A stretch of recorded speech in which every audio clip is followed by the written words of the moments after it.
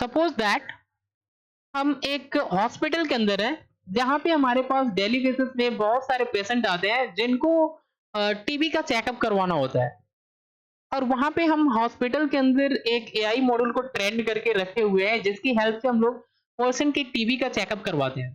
तो यहाँ पे सपोज दैट हमारे पास 10 पीपल्स हैं जिनको हमको एआई मॉडल की हेल्प से क्या करना है, टीबी का चेकअप करवाना है। तो पहले पर्सन का सैंपल हम लोग एआई मॉडल को देते हैं, तो एआई मॉडल चेक करके बताता है कि इस पर्सन को टीबी नहीं है। एक्चुअल में टीबी था, लेकिन उसको मॉडल ने आंसर दिया कि टीबी नहीं है। तो ऐसा क्या है कि 10 पीपल हैं जिसमें से एक पर्सन का मॉडल ने आंसर दे दिया कि यहाँ पे नो टीबी नहीं है, जबकि उसको टीबी था। यहाँ पे 1% एरर दे रहा है। अब यहाँ पे बाकी जो हमारे पास है 9% जिनको टीबी नहीं था और मॉडल ने भी आंसर दिया कि नहीं, इनको टीबी नहीं है। तो यहाँ पे 99% क्या दे रहा है, हमारे पास करेक्ट आंसर दे रहा है। लेकिन यहाँ पे 1% हमारे पास एरर दे दिया। तो अब क्या, अगर 1% एरर दे दिया, हम उसको मान लेते हैं कि मॉडल हमारा करेक्ट आंसर दे रहा है, तो अगले टाइम हो सकता है कि वो पर्सन का डेथ हो जाए।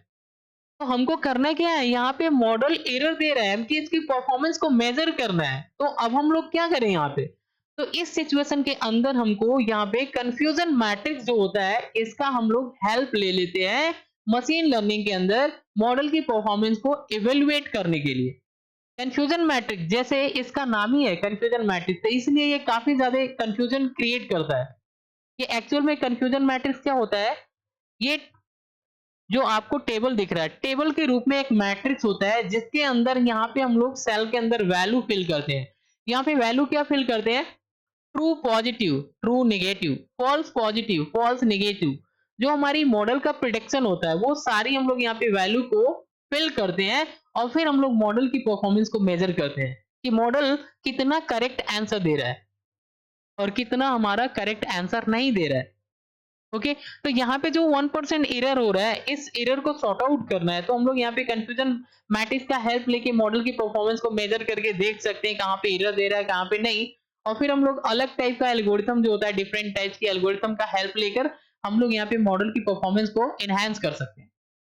कंफ्यूजन मैट्रिक्स का हेल्प हम लोग और भी कई सारे वर्क के अंदर लेते हैं, जहाँ पे हमको क्लासिफाई करना होता है, कुछ चीजों को प्रिडिक्शन करवाना होता है, तब भी हम लोग यहाँ पे कंफ्यूजन मैट्रिक्स का हेल्प ले लेते हैं। जैसे हमारे पास एक मॉडल है, मॉडल की इवोल्यूशन करना है, तो भी हम लोग यहाँ पे कंफ्यूजन मैट्रिक्स का हेल्प ले लेते हैं।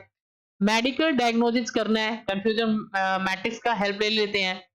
फ्रॉड डिटेक्शन करना है या इमेज एंड ऑब्जेक्ट क्लासिफाई करना है, तो यहाँ भी कंफ्यूजन मैट्रिक्स जो होती है वो मदद करती है। कंफ्यूजन मैट्रिक्स बेसिकली कुछ इस टाइप का जो टेबल का स्ट्रक्चर है, जो आपको दिख रहा है, ये कंफ्यूजन मैट्रिक्स का है। यहाँ पे काफी ज्यादा कंफ्यूजन होता है, अगर आप क्लियरली ध्यान पूर्वक देखेंगे, समझेंगे, तो आपको एक भी कंफ्यूजन नहीं होगा, आपको सारा चीज समझ में आएगा। अदरवाइज आप कंफ्यूज हो जाएंगे कि कंफ्यूजन मैट्रिक्स कहना क्या चाह रहा है। ठीक है, जैसे यहाँ पे देखिए एक्चुअल क्लासेज है, एक्चुअल क्लासेज ये हमारा दो है, पॉजिटिव एंड नेगेटिव। एक्चुअल में ये है क्या, हमारे पास आंसर है किसी भी, जैसे मान लीजिए एक पर्सन है जिसको टीबी चेक करवाना है, तो यहाँ पे हमारे पास एक्चुअल में पहले उसका डेटा हमारे पास अवेलेबल है, रियलिटी है कि उसको टीबी है या उसको टीबी नहीं है। ये एक्चुअल आंसर है जो हमारे पास पहले से है। ये हमारे पास प्रिडिक्टेड क्लासेज है, तो ये जो हमारा चार क्लास, चार जो आपको ये सेल दिख रहा है, ये वाली, ये वाली, ये वाली, ये और ये एक्चुअल में है क्या, ये प्रिडिक्टेड क्लास है। यानी कि हमारी जो मशीन का मॉडल है उसके द्वारा आंसर दिया गया है, तो हमने यहाँ पे मेंशन कर रखा है। इसी को हमको ध्यान से देखना है, समझना होता है कि किस तरीके से हम लोग यहाँ पे मेंशन करते हैं। अब देखिए हमारे पास एक पर्सन है, वन पर्सन। अब इसको चेक करवाना है कि इसको टीबी है या नहीं है।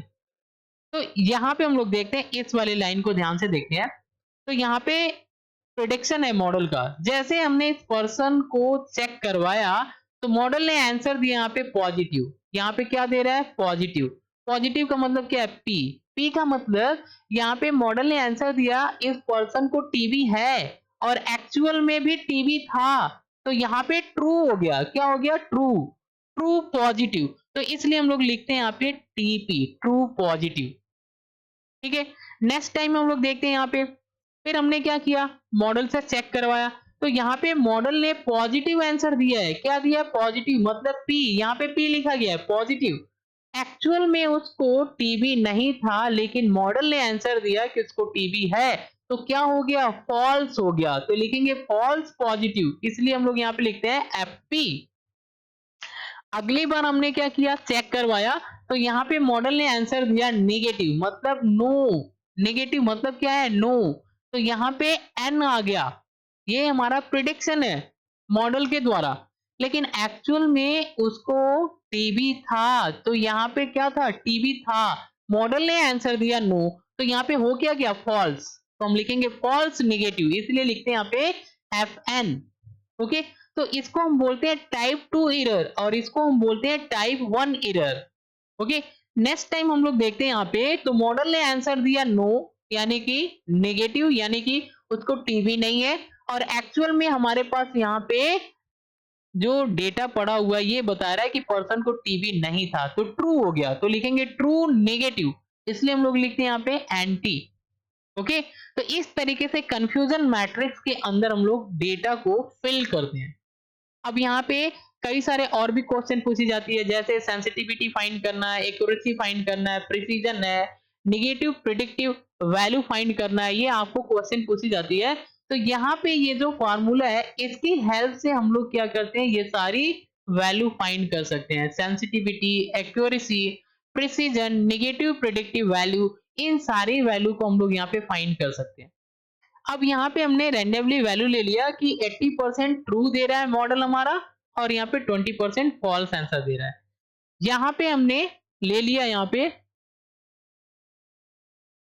10% जो मॉडल है वो हमारे पास यहाँ पे पॉजिटिव, फॉल्स पॉजिटिव आंसर दे रहा है, और यहाँ पे हमारे पास 90% जो है वो ट्रू नेगेटिव आंसर दे रहा है। तो इस तरीके से हमने यहाँ पे वैल्यू मान लिया। अब हमको यहाँ पे सेंसिटिविटी, एक्यूरेसी, ऐसे कुछ वैल्यू फाइंड करना है, तो हम लोग कैसे निकाल सकते हैं इन सारी सारे का वैल्यू कैसे निकाल सकते हैं? जैसे हमको यहाँ पे सेंसिटिविटी फाइंड करना है, तो सेंसिटिविटी का फॉर्मूला जो होता है टीपी अपॉन में टीपी प्लस एफ एन। तो टीपी हमारा ये है, तो हम लिख लेंगे 80, टीपी लिखेंगे 80, और एफ एन हमारा ये है 20, तो हम यहाँ पे लिख लेंगे।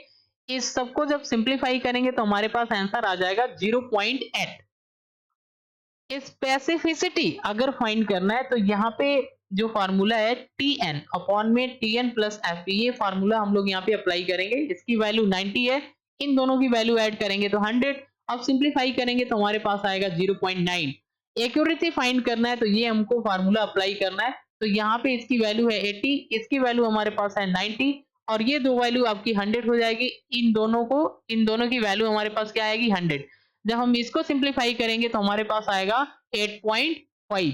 इसी तरीके से प्रिसीजन फाइंड करना है, तो हम यहाँ पे प्रिसीजन फाइंड कर सकते हैं।